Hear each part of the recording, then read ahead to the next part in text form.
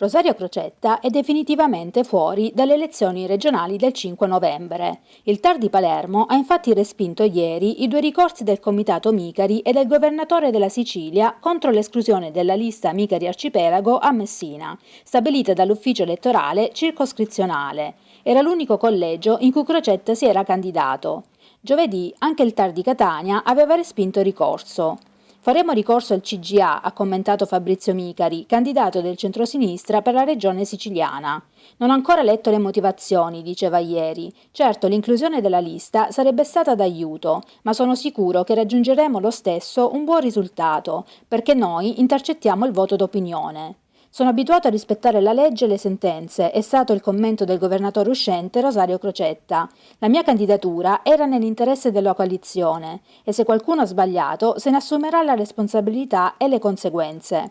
A marzo i sondaggi a mia disposizione mi davano il 24% dei consensi, ha aggiunto. Con la mia candidatura a presidente, la coalizione di centrosinistra avrebbe potuto giocare una partita importante. Pazienza, dell'esclusione me ne farò una ragione. Poi scherzando aggiunge, risparmierò i soldi della campagna elettorale.